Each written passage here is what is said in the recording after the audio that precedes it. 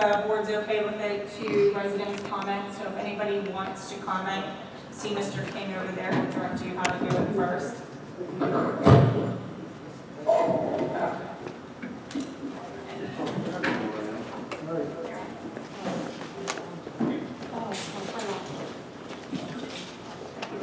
I forgot I had it. Don't like the microphone.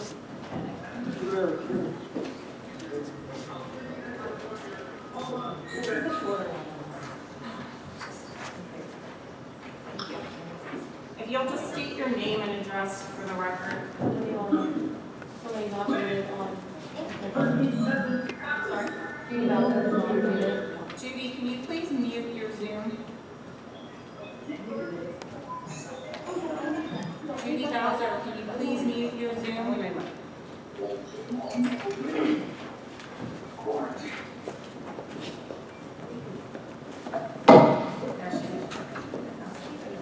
Okay, Shirdon, 58 North DePauli Road. Just had a couple comments, and I don't think, many of them are probably not things that you haven't already heard from me, so I'll try to be short. A couple of thoughts about revisions to the existing oil and gas ordinance. The first is an existence of an overlay map. I think I don't know, I mean, obviously we've talked to Gretchen about it, but the legality of overlay maps has been questioned in the past. I don't really see the need for overlay maps. Consider removing the overlay maps and the references to it. It's impossible to keep these overlay maps up to date because of the development that's going on in the township. So, you know, we always had a lot of questions around our houses are not on the overlay map. And, you know, what does that mean? So I think by removing the overlay map, it will remove some confusion about that topic. Jocelyn's saying it's difficult to hear. Yeah, I'm not sure what to say right now. You can come, I can move over and you can come here. Whatever you want. Yeah, that's fine. And maybe because I wasn't on mute. Hold on, let's try. Sorry, I was not on mute. Try now. How about now? Keep Is talking. it any better now when I'm speaking now than before? Anybody feel like it's better or worse than before? Okay. All right. Second one I brought up again the other day, but this is concerning to me too, is the expiration of the conditional use, like I said before. Now she's saying she can't hear anything. Hold on. I'm trying to hear it. Maybe because Jack is muted? Yeah, Is that this one? I think so. Unmute that one. Yeah. The keyboard's underneath. Okay, how about now? Is it better now? Keep talking, Kara. Just keep saying is it better. Okay. Expiration. Okay. Expiration of the conditional use. So the way it stands today is that if a conditional use is approved today, then the entity has a year, and if a year comes up before the year terminates, they can apply for an additional year extension. Okay. And then after that, the only requirement is that they have to quote unquote begin construction. So two concerns here. I think one of the issues that I have is we approve these conditional use situations and things change, right? If the companies, if it's Range or whoever, isn't intending to do development, or if they think it's going to be multiple years down the road, they shouldn't be applying at that time because things change. So in our situation, it was approved, and then after it was approved, all those homes in Windsor Woods got built. And I think a lot of people were upset about that. And there's a lot of residents that are affected by that. So by requiring a reapplication and advertising and all the things that come along with it, it gives those, maybe it's new homes or new people that are being affected in the area, it gives them the opportunity to hear what's happening. Because otherwise, so many of those people, they had no idea. Because there's no requirement to disclose to them that there was a conditional use, that was approved in the past when they're buying those homes. The developers weren't telling them. The people who are selling homes aren't telling them. So these people really legitimately have no idea. So even if you require them to do it in a year, yeah, there's some buffer there, but it's not like this could have happened 2 years ago, or in some instances, 3 years ago, because when they, again, quote unquote, started construction, there was no sign, there was just like a pile of, stones in the yard, right? So they don't maybe even really know what that is, right? So my point about that is if we could put some sort of a time frame on it, that then the people who might be affected will have more of an opportunity to be informed about it and decide, how they feel about it. And if they have an issue, they can deal with it from there. I want to take one step back, I'm sorry. I went right into this stuff, but my point is here, we know it's not possible to make it illegal to drill in Cecil Township. I'm not even saying that that's what I would be in favor of. What I'm saying is that there's 5 points or 7 points on here that I have that are going to protect the residents, right? It's going to make it, it's going to protect them from any issues with safety or the enjoyment of their property, these are all the things that we're supposed to protect. So we can do it, and we have the right to impose some of these things upon them. If we find out some of these things aren't legal or we can't do it in a way that's conducive to making it possible to drill in Cecil Township, we can figure it out at that point, but I think at least these things should be investigated. Setbacks, I think I've brought this up a bunch of times before. We have the state minimum setback requirement. In Cecil Township here, the absolute bare minimum that the state requires, right? 500 feet is the minimum that the state of Pennsylvania requires. 500 feet is what Cecil Township has. Many townships have setback requirements over 500 feet from a protected structure. I think that we should consider the setbacks that were recommended as part of the grand jury investigation, which was it 3,000 or 2,500? It was either 3,000 or 2,500 feet from a protected structure and then 5,000 from schools and hospitals.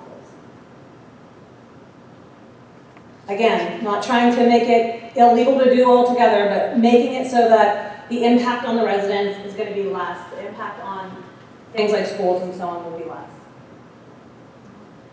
Third-party independent sound monitoring. I'm seriously concerned, and I provided some more documentation on this as part of the papers that I sent you last time. And Dawn, today I sent you it electronically, so you have it.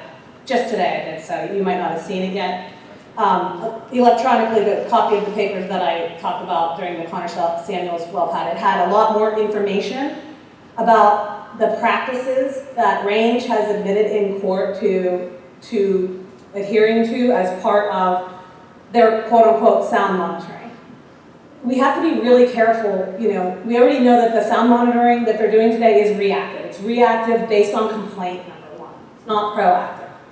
Number two, no one is looking to see how close, are we measuring the sound from the closest protected structure, right? That should be our minimum line of entry.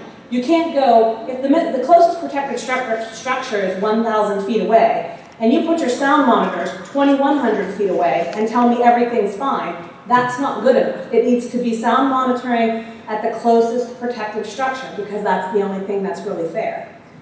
You look at the industry standard practices for sound monitoring. It's to take a sound measurement once every 8 seconds or something like that. It's all in the papers that I provided the other day. Instead of once every 8 seconds, it's like every 1 minute or every 10 minutes. Or I call when there's a sound problem at 1 o'clock in the morning and the sound doesn't get monitored until 8 o'clock in the morning. And guess what? It's not the same sound, right? So we have to have a way through some sort of consistent sound monitoring to prove, yes, this is what the sound was at the time a complaint was made. Because doing it 3 or 4 or 5 hours or the next day does absolutely nothing. It's just everybody running around doing busy work at that point. You have no way of knowing what the sound was at the time of the complaint. But if there were some sort of a monitoring technology in place to do that, then we could go look and say, oh, yes, the sound monitoring shows that you did go up to 80 decibels at 8 o'clock in the morning, and you should be accountable. Air quality monitoring, and with both the sound monitoring and the air quality monitoring, I think one of the biggest issues is the part about the independent monitoring. If Range hires their own entity to do sound monitoring and they directly engage with that organization under contract, That sound monitoring or air quality monitoring expert is going to do exactly what their customer, Range Resources, told them to do. If there's a way for us to ensure that we're getting independent monitoring from an independent third party, who is accountable to Cecil Township, but paid by Range Resources, that's how we get independence, right? We can't let them go and say, hey, you're a party to me, you answer to me about how this is going to be done. We need to have some sort of a way to give the instructions of how the monitoring, whether it's sound or air quality, is to be done. Those instructions should come from us, not from Range, or whoever it is. Again, kind of a similar situation with the air quality, except it's even worse, because there's no reactive approach for air quality monitoring. For me to make an air quality monitoring complaint, there's no data. I might say, I go outside and I can't breathe. Like, what do we do? What do we do? How do we react to that? How do we know if there's a problem or not? I'll be honest with you, I'm gonna go get my own air quality monitors. Is everyone gonna believe that they're true or not? Well, I hope so. I mean, they're gonna have the right regulations around them and, you know, the right standards. But I'm just doing that for myself. Like, it's something that we should be doing, you know, for the township. We should have some way to say, yes, the data shows, the scientific information shows something is wrong with the mix of the air that we're ingesting. I don't want it to come to, I can't breathe, or my eyes are watering, or my skin is burning, or I have a rash. Like, there are ways to monitor the air to say something is wrong with the composition of the air, and there should be some way for us to implement that. Next to last is road maintenance and safety. I guess I wish Frank was here, because I know he always has road questions and road information. But a couple things, can we impose more specific requirements as to how the roads have to be for these trucks to travel in? Everybody's been on North DePauli Road. Everyone knows that triaxles have a 8-foot wheelbase, and at its widest point, North DePauli Road is 16 feet. Can 2 trucks pass each other? Can we maybe require that at least there's, you know, a 20-foot road width before we allow what we know is going to happen is bi-directional truck traffic happening on those roads? Can we make a requirement of road width as part of that? Is that something we can do? You guys tell me, I don't know. We already know trucks are going to be traveling and they're going to be passing each other all the time on those roads. Not to mention the regular vehicle traffic. Materials for road improvements should be more specific.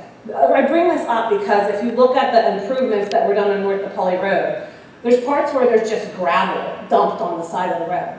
And the trucks, because the road is only 16 feet wide, trucks or vehicles are having to pull over onto these spots where there's just gravel. Is it going to make the road cave in over there? Is it going to cause more damage along the berm? Or someone's car going to fall over the edge if that gravel gives way? I don't know. I think I would have hoped that there was like a more permanent solution to road widening than just putting gravel there. And then the last thing, and I was very happy to hear that Range was willing to agree to this as part of the conditions for Connor Samuels, but I think it's really important that it should be part of the ordinance, is a requirement for emergency response and notification system. So both for situations where there's an emergency and you need residents to evacuate the premises because of some imminent danger, or in situations where there's a disruptive activity like, hey, we are bringing in the big rig and this road is going to be closed at this period of time because we expect, you know, there to be a lot of traffic, or construction, or whatever it is. Just to inform people, make it a little bit easier, like, oh, maybe I can go out this way instead of going that way and getting stuck and not being able to get out of the situation that I know a lot of the Windsor Woods folks had when there was some construction going on North DePauli. It'll just make people less aggravated in general. That's what I got. Thank you.